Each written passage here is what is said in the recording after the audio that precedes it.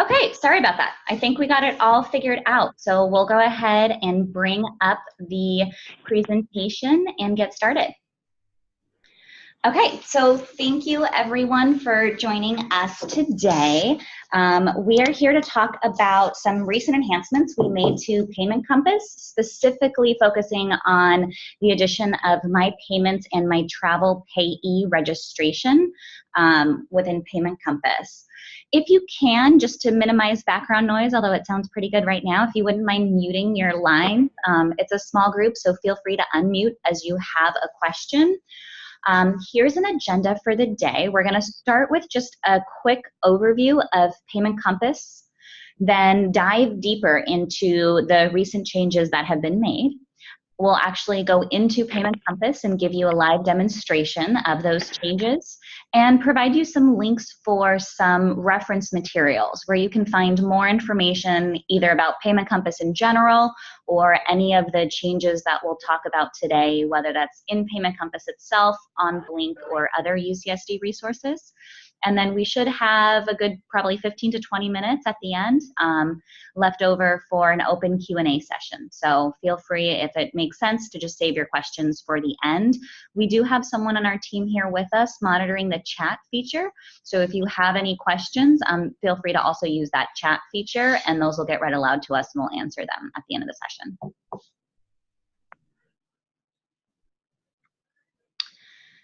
Okay, so I hope by now you're already familiar with Payment Compass. It's an application that was launched about 2 years ago with the goal of simplifying how business is done with the university. When it was first launched, it had two main goals.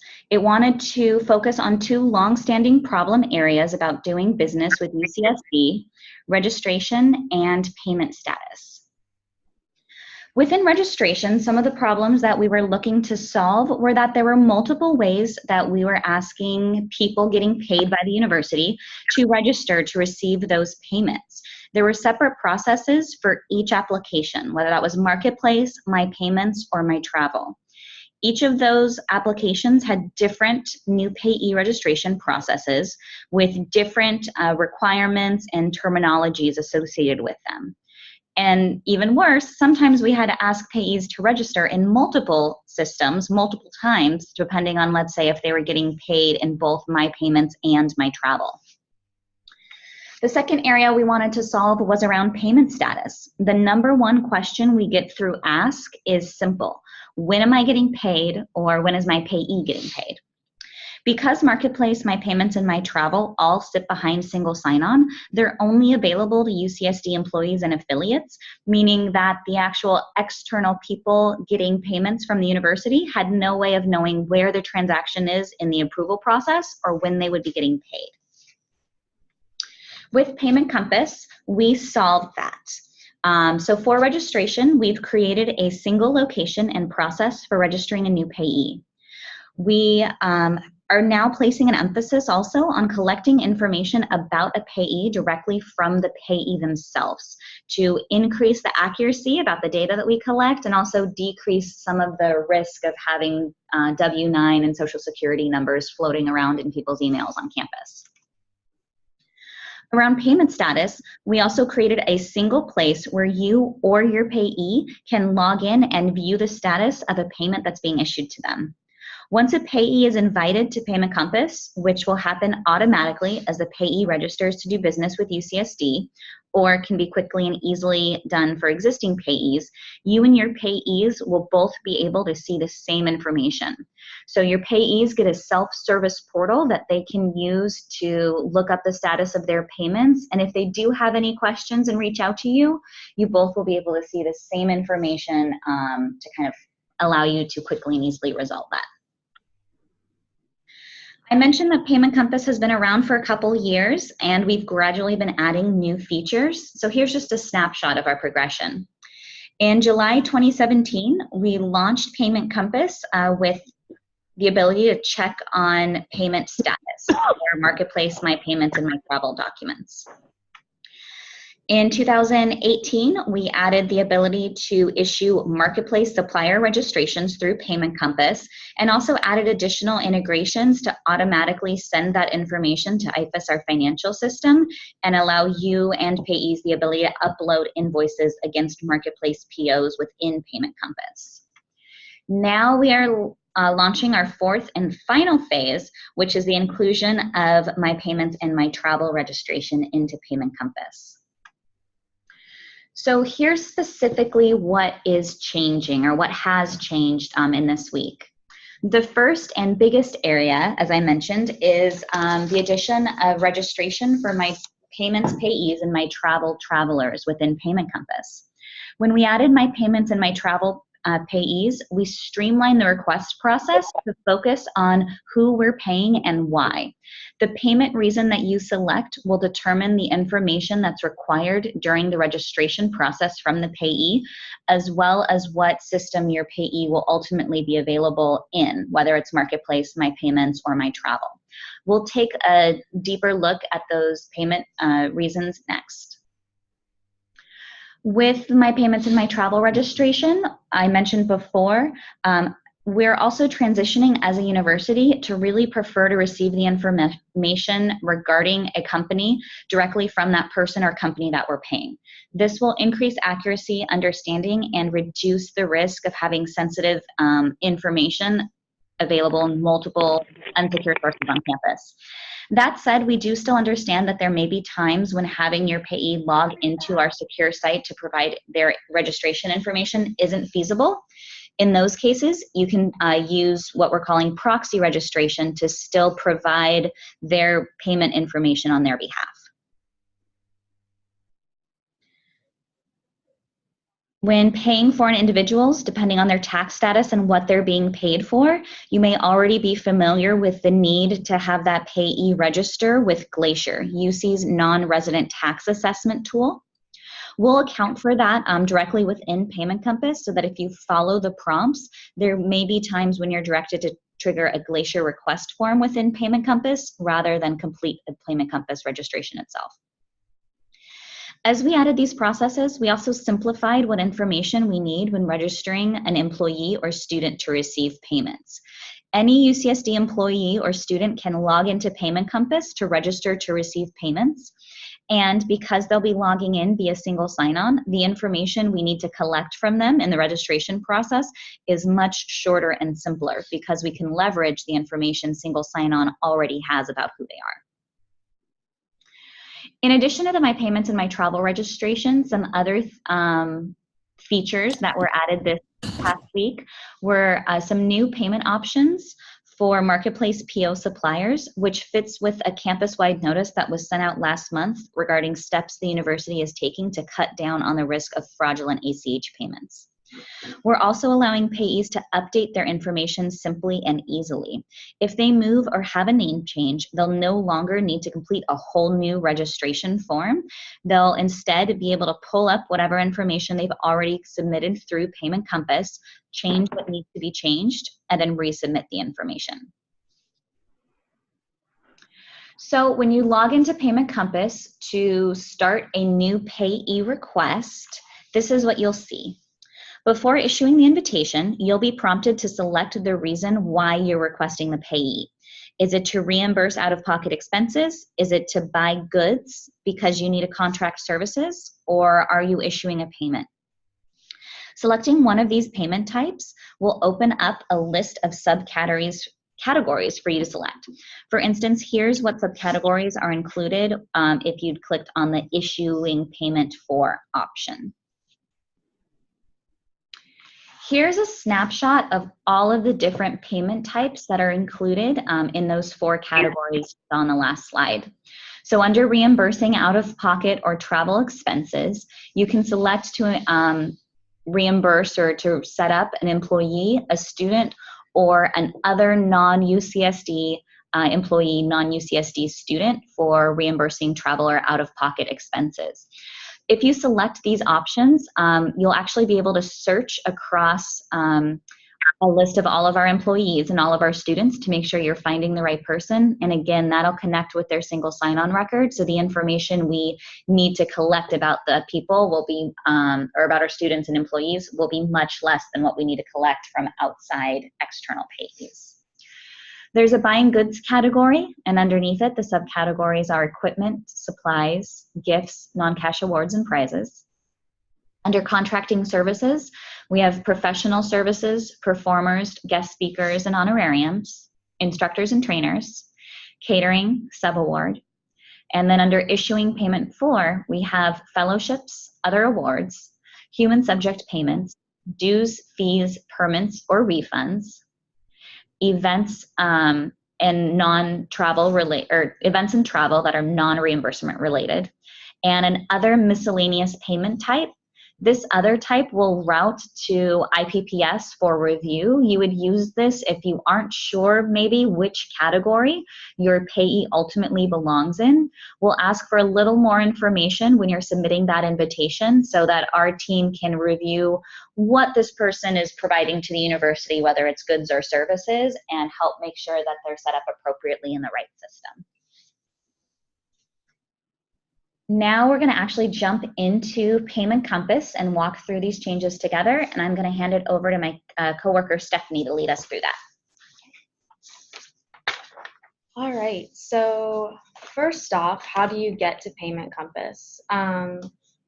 You can go to Blink Business Tools and you can choose Payment Compass from here, or in your URL you can type in the link that was on that slide, paymentcompass.ucsd.edu/SSO for single sign-on. When you log in with your single sign-on, you're going to be taken actually to this homepage, and you'll see different tabs up here at the top. So registration is going to be the tab where you will do your own registration, or if a student is logged in with their single sign-on, they can do their own registration here, and we'll go over that shortly. Payment status is this page, and it's where you can search for the status of payment that's been issued to a vendor or another payee, or that have been issued to you.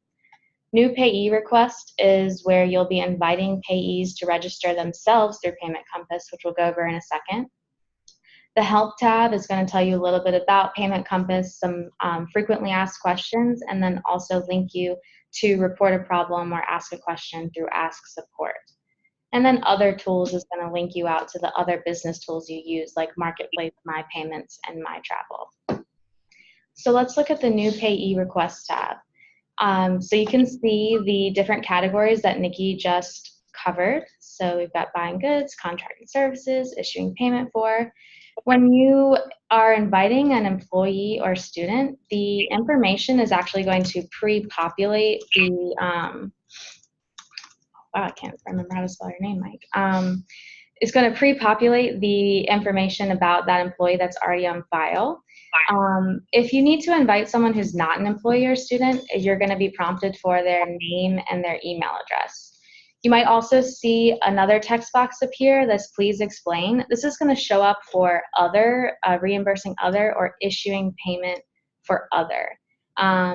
These are required to submit your invitation, but there is no right or wrong answer here. We're just trying to collect some more information to get a better idea about this payee.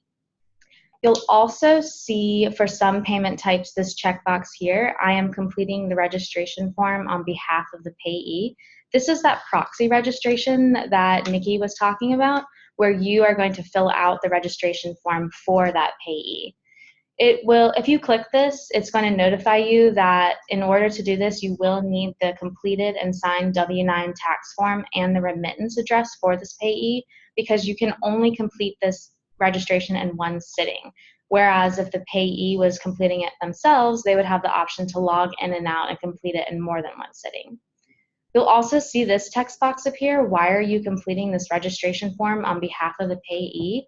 This is also required, but again, no right or wrong answer. We're just collecting information about why this payee isn't able to register themselves. You might also see for other payment types a checkbox appear for payee as a foreign individual. Or we also have payees of foreign individual and services were performed in the U.S. So that's the services we're paying them for were performed here. This is the Glacier record review that Nikki also mentioned. So when you click this option, you're going to be asked for their first, middle, and last name, their email address, and then their visa type. When you click submit, it's going to create an ask case with the tax services team, and who will then work with the payee to get them set up in the financial system. You will get a notification of that ask case number, and then you'll also be notified when that payee is set up and ready to be paid. So, I wanted to touch quickly on the proxy registration as well. If you do complete the registration on behalf of the payee, you might see some questions that are unfamiliar to you because we are collecting a little more information than we traditionally have in My Payments and My Travel, and we have updated the Blink pages to provide some guidance on how to answer those questions. So let's let me jump back real quick. So when you do invite the payee and you type in their email address and click submit, it's going to send an invite to that payee, and it looks something like this, saying, hi, this UCSD employee has invited you to register in Payment Compass. It's going to explain a little bit about what Payment Compass is, and then it's going to give them a link to click to register. When they click that link, they'll be given the option to create a username and password or sign in using a social media account they already have set up. And then they'll get another email asking them just to authenticate their email address to make sure that they are a real person that we're paying. It's sort of like that two-step verification process that UCSD just put in place. So when you would do that, we want to make sure that you're emailing a specific person, not a generic inbox, or a generic email address, so that email doesn't sit in an inbox that's never checked and it goes unread. So I went ahead and already invited this payee webinar demo and set up an account in our test site. And this is what they're going to see when they log in. They are going to be taken through a series of questions where they can see this, they can track their status or their progress here with these different sections. Depending on the type of payment you have invited them to, they might see a slight variation in the sections here at the top. And they'll be taken just through, I'm going to show you their legal structure and tax page that they can choose which type they are, their tax information, their legal name and legal address. And then I wanted to show you this certification of W-9. This is where, since I am the payee and I'm completing this registration on my own and providing the information, I can check here saying that I certify that it's correct, and it can stand in as a substitute for my W-9, and I don't have to send my sensitive tax information over email. Then for payment options, since I am filling it out myself, I also have the option to set up direct deposit. This is some information that I had put in previously. Or I can say I'd like to receive paper checks and provide a remittance address. Now I'm going to switch over to what it would look like if I was completing this registration on behalf of the payee. So if you click that checkbox, it's going to continue on through the registration, and it's going to tell you up here that you are filling the form out on behalf of so-and-so. The questions will remain in the state where they're asking the payee for the information. So you just want to remember that when it's saying you, your, that we're talking about the payee. You'll also notice here on these sections that it did ask me for the W-9, and that's because I'm filling it out for that payee. And then on the payment option, because I'm completing it for that payee, I'm not going to be asked for their bank information. It's going to default to saying that they would need paper checks. So I can say, yes, this payee accepts paper checks, and provide an address. Now, when registration is reviewed and submitted, you will be notified when they've been set up in the system, and that payee can also log back in and update their information and change their payment method here if you've registered them. Also wanted to make a note that if the payee is a foreign payee, they will be given the option to say they require wire payment, but it will also notify them that if they do, they need to also submit that information to you in their invoice, so you know to submit the proper wire request form when they're ready to be paid, so the way you normally do, so through My Travel or through Ask. Additionally, when you review and submit, the payee that you have submitted the information for is going to get a notification saying you've submitted their information, and vice versa. If you invite a payee and they submit their information, you will also get a notification saying that they have submitted it. So then I wanted to go back and show you your own registration. So here I'm logged in as myself with my single sign-on. And if I go to this registration tab, it's going to walk me through my own registration. And so you'll see here, as Nikki mentioned, there's less information that I need to put in because the university has already collected this information when I was hired, or if I was a student when I enrolled here. Then you also have different payment options. So I can say I want to be using my payroll direct deposit that started when I got hired, or you may have been paid already from My Payments or My Travel and have set up a direct deposit with accounts payable, so you can also choose that. I also have the option to add another direct deposit account or receive paper checks if I need to. For your legal mailing address here, it's important that you use your permanent home residence. This is going to be where you would receive important tax information or important documentation, and it cannot be your UCSD department or office. If you need to receive payment to your department, this is where you would add it in your remittance address.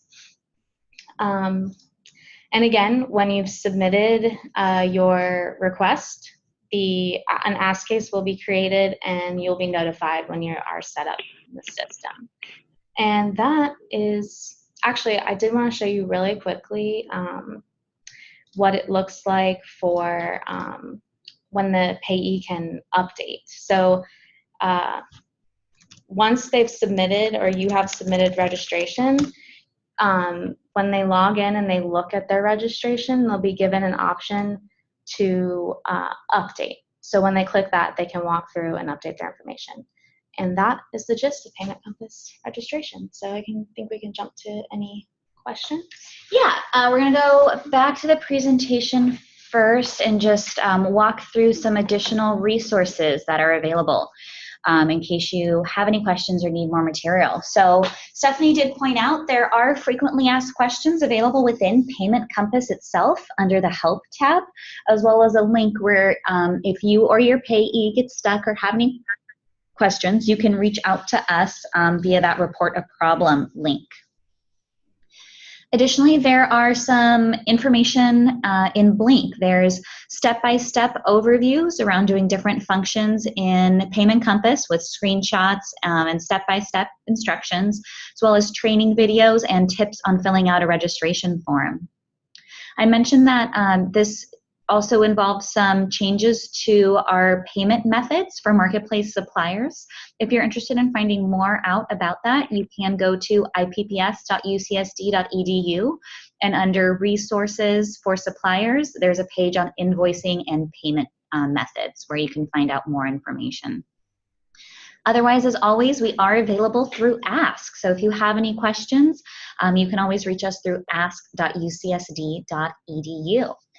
I think now that completes it. If you guys have any questions, please feel free to either use the chat function to ask or unmute your lines and go ahead. Hi, can you hear me? Yes. Oh, I have two questions, please. The first is, if I am filling out a new traveler request, I am doing it for one of my new employees, do I still need the W-2 or any of that information, or will that automatically come through? That will automatically come through. So we're getting their social security number and their tax information from their payroll file by linking it to the single sign-on account. So what you'll do is under the payee request, you'll select that option for reimbursing travel or out-of-pocket expenses. And then once you select the employee option, that will allow you to search for your new employee and connect to their payroll file. So you'll have to provide much less information for them. Okay. One thing oh, go ahead. Sorry, go ahead. I was going to say, so what do I need to have when I do that? Yeah, great question. So what is required is this, similar to the information that Stephanie just walked through as if you were registering yourself, we will need a legal address for them, which again cannot be your department or mail code address. So you would need an address for them. And then if you're registering another employee, you will not be able to select or what it defaults to their payroll direct deposit option. So we'll just leverage whatever they set up for themselves in payroll in UC, oh God, what is that called? At your service. Totally blanked on that name. And then if they wanted to change it to another direct deposit account or request check, they would have to log into the system to do that themselves. We won't allow anyone to provide bank account information for someone else. So that's the one catch with Proxy. Okay, well that makes sense. And then my second question is, once I have set somebody up in my travel, will all of that information transfer over to my payments and vice versa, or do I need to do this twice? You will only need to do it once. That is one of the changes and streamlines we're trying to make. So if you register someone to receive reimbursements, whether that is for out of pocket, maybe they grabbed, bagels for a meeting and that would be processed through my payments, or whether it's travel through my travel, you'll set them up once and they'll be available in both systems. Awesome. Thank you. Any other questions? One thing I did want to reference is while you do have the ability to register yourself or register any of your fellow coworkers, if you're already in the system, you're already receiving payments, no one's moved their legal address, you don't need to re-register. You would go into Payment Compass and complete that registration tab if you or one of your coworkers had moved or wants to change their payment method. But if you're already in the system, you don't need to worry about logging in and doing anything. You'll still be available to receive payments.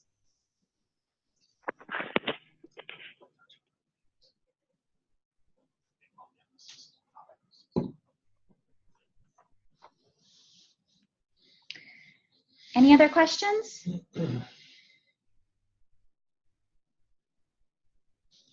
Another thing I did just want to point out, so we did look at how you would invite people that you are already, new requests or new payees are people that are not already doing business with the university and are not already receiving payments for the university. If you wanted, though, to provide payment status information for one of your payees that is you are already doing business with, if you aren't already familiar, under the Payment Status tab, you can search for that company. Once you start typing in, I did that fast, but as you start typing in your payee's name, you'll see that will kind of auto-populate it against our vendor database or supplier database in our financial system. If you click search, you'll be able to see a list of any payments or transactions that are associated with that vendor's financial system or IFAS ID. And then you'll be able to invite that payee to come in here and view payment status. On this page, you'll be able to see any contacts for the company that already have access within Payment Compass. But if you don't see the person that you're working with on this list and you want to invite a non-UCSD employee or student to see Payment Compass and be able to see the status of their payments, you would just enter in their email here and they would receive an invitation letting them know that you're inviting them to Payment Compass to view payment status information.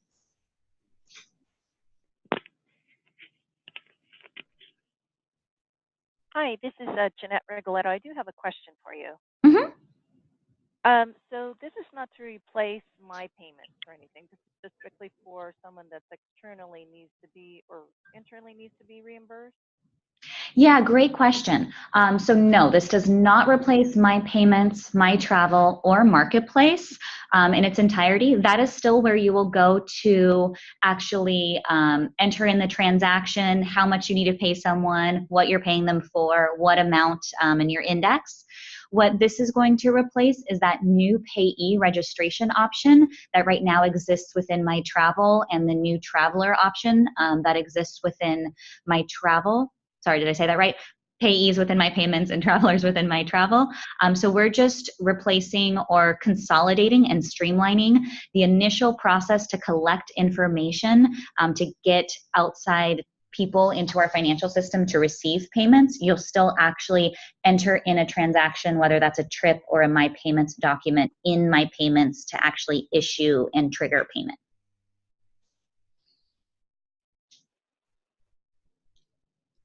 Did that answer your question, Jeanette?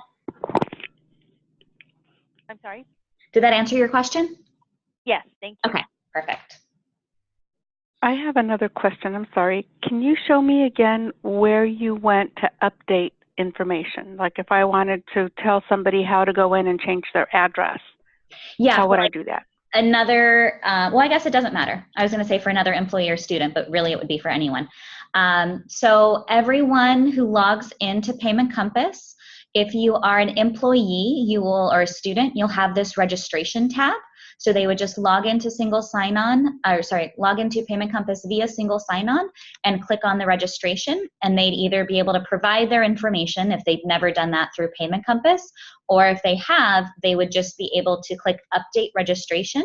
That copies over essentially the information that they've already provided, and then if they, moved addresses, they would just provide the new address location, and then they could submit the new information. If they are a payee, a non-UCSD employee or a non-UCSD student, they would do the same thing. There are instructions in here. They would access that registration form, though, from the company tab, and then select registration info. So they see slightly different tabs. For example, they don't have a new payee request if they're an external company, but there are instructions here that they can follow. Okay, awesome. Thank you. Mm-hmm.